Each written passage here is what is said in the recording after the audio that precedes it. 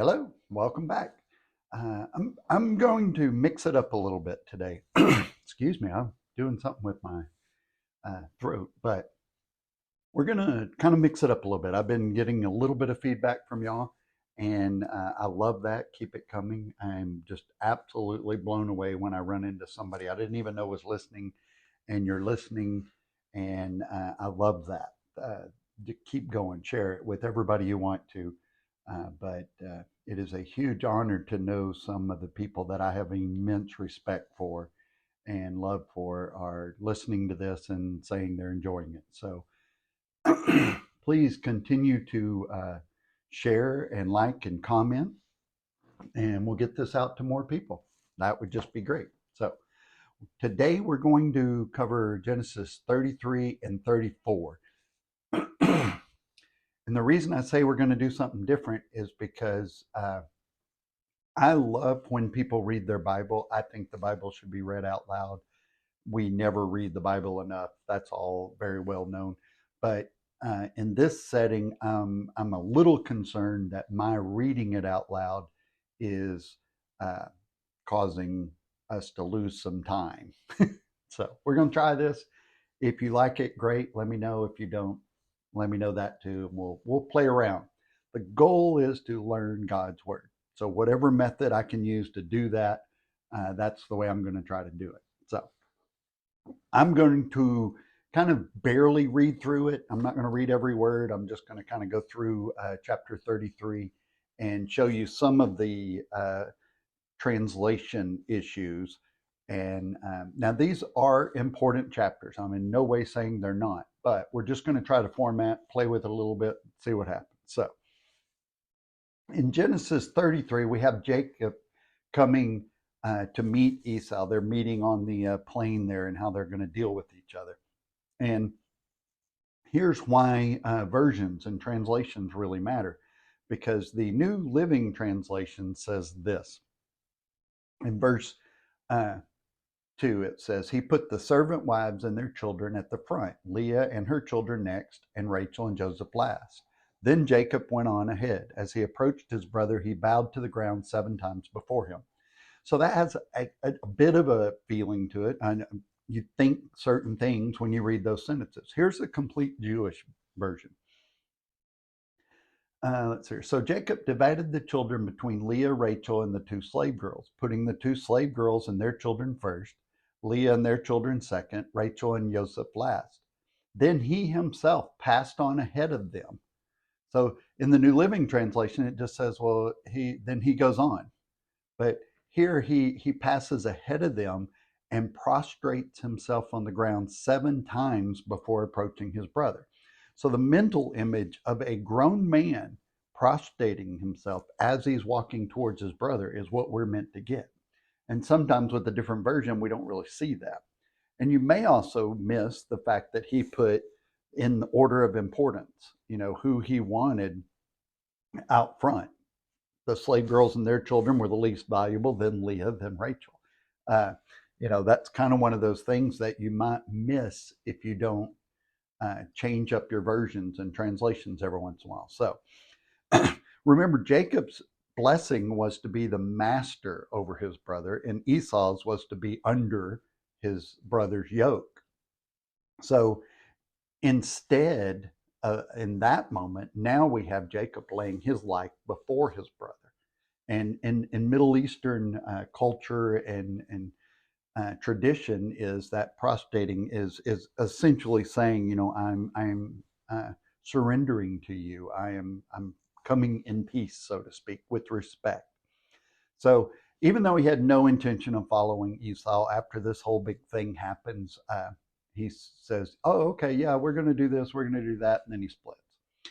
In his defense, his brother has 400 guys with him, and he probably knows he deserves to be attacked or killed or whatever. So uh, he decides that maybe I should go in a different direction. So he moves to Shechem, which his grandfather Abraham had gone to, and then we just see history repeating itself.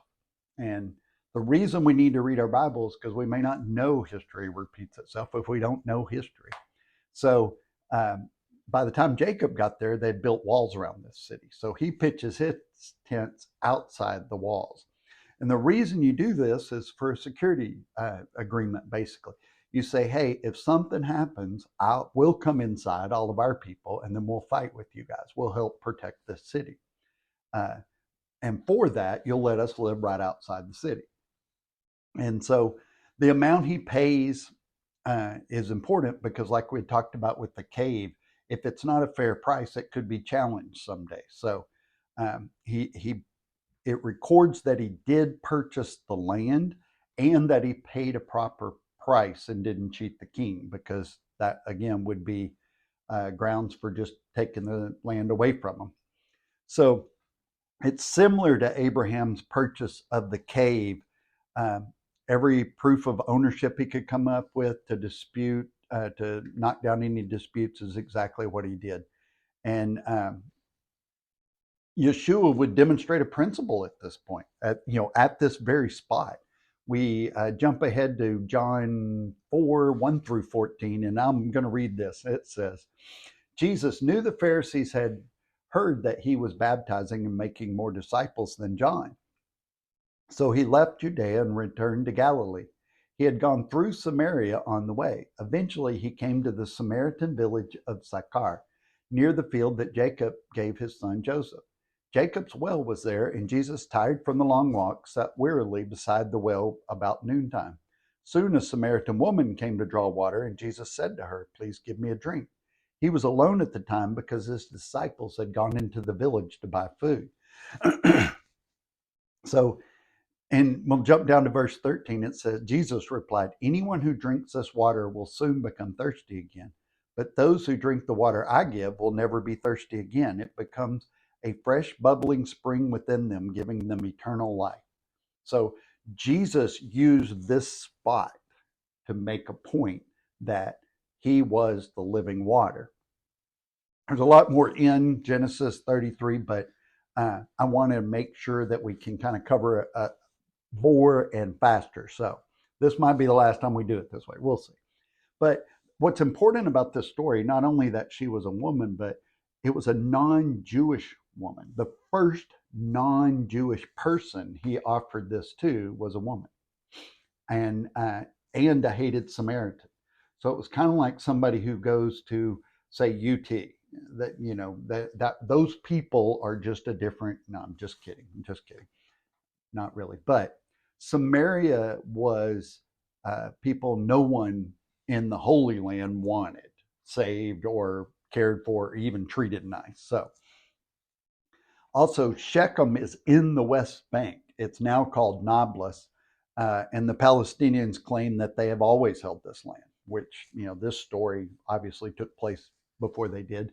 I'm looking at a map that you can't see, but if you go back to my video on the map, you'll see where Nablus is and basically how that fits into everything. We got to go to Nablus, so that was a lot of, it was very, very touching to get to be there and kind of know some of the stuff that went on.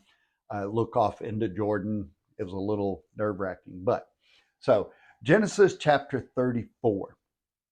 The thing I love about chapter 34 is there's so many things in there about Dinah and authority and all of these things that lead to rash decisions being made and things going terribly, terribly wrong. It is in chapter 34 that we first learn of Dinah, the daughter of Leah, and she goes into Shechem. She had basically left alone, and you didn't do that at this particular time. That was never something that you were supposed to do, but she did it anyway in defiance of her parents. So she's about 15 years old, so she knew what she was supposed to do and knew what she wasn't supposed to do. But Shechem, the son of the king, he rapes her. And because she had rebelled and gone alone, it leads to all these other terrible things. Not blaming her for what he did, but it led to a lot of that stuff. And then he says, they come and they meet with Jacob, and they say, "Hey, I love your daughter, and so I want to marry her." This is after he has already raped her, and she's being held prisoner back in the town. So he showed wisdom, the king did, by trying to fix this matter that his son really messed up. But he never really admits to the crime. He never really apologizes for his son and what his son did. And to find a husband for a girl who had been raped, who was no longer a virgin, was just next to impossible. So the money that the king offered was very was a great opportunity to get out of this situation for Jacob. So he offers a lot, but he would have been legally obligated to do that anyway if his son actually was going to be allowed to marry her. But what really turned Jacob's sons to rage and just against this king was that he didn't even mention that his son committed a crime. He only said his son was in love with her and they were holding her hostage to get her as a bride. This was not completely unheard of, but it was definitely not okay to take somebody who's not even of your people and you're holding her hostage, you've raped her. I don't think I need to go into that too much. Seems fairly self-explanatory, but the sons, they try to make a deal with the men of Shechem, and he tells them, they say, "Hey, if everybody's circumcised, then we'll talk about it." So they learn this deceit from their father. This is something they'd seen Jacob do his whole life. So they were kind of used to this kind of stuff. Now King Hamor, he's not really any better. So he calls a meeting with everybody in the town and says, "Hey, these people want to unite with us in a treaty and help each other." And so he says in verse 23, he says to the men of the city, "Will not their livestock and property and all their animals become ours?" What he really means is his, because he says these people are our friends. But what he's telling the city is not what actually happened. Uh, so uh, he says that they're friends. They and when he says they're friends, that would indicate that a treaty had already been signed. So the king had already done all of this stuff basically when he went to the people and said, "Hey, support this idea that I've already done, and it's kind of a done deal." But um, so to turn down Jacob's terms, had the king already signed this treaty, would have been a huge uh, kind of a shame culture type thing. It would have been monumental to this king and to this city. And remember that a lot of these cities were loosely held kind of tribal things. So they weren't real structured. So anything could almost throw the balance off of it. So uh, they end up, he convinces them all to get circumcised. So of course, once you're circumcised for a couple of days, you're not going to be too ready to fight about anything. So they go in and they rescue Dinah and get her back, and they wipe out all the men in the city, pillage everything, and do all this really, really bad stuff. It's a great story. But the tribes of Simeon and Levi are the ones that went around and killed all the males. And and this is really interesting because they're the priest and the temple leaders. So the two primary jobs of Levi and well, definitely of Levi would have been butchers and of the sacrificial animals, doing all of that blood stuff, and as armed guards for the temple. And Simeon was kind of the same way. They were helping out a lot of the things, and they became absorbed into the Judah tribe because they were just small. They were dying out. So the violence is what kind of described them best, I guess. It's a good way to look at it. So Jacob's heartbroken. The Hivites, the ruling tribe of Shechem, were one of the many tribes of Canaan, son of Ham, grandson of Noah. They were all interrelated and probably had a protection treaty of some kind with all the other different tribes. So Jacob tells his sons that now these tribes are going to come against us. So we got to get out of here. I'm sorry, God was not going to let Dinah and Shechem marry because that would have joined to a curse line with the blessed line. He wasn't going to let that happen. It wouldn't have joined Shem's line with Ham, and that was important. I think I've said that 100 times, but uh, the key is read through the chapters, then watch this video and let me know what you think. So we did 2 chapters, 33 and 34. We'll jump into 35 next time. I hope that you're finding this helpful. Please continue to share and let people know about it. Send me feedback. Don't assume that I know you're watching, and don't assume that I'm thrilled about it, because I might not have any idea. God bless. Remember, love God, love people, and change the world.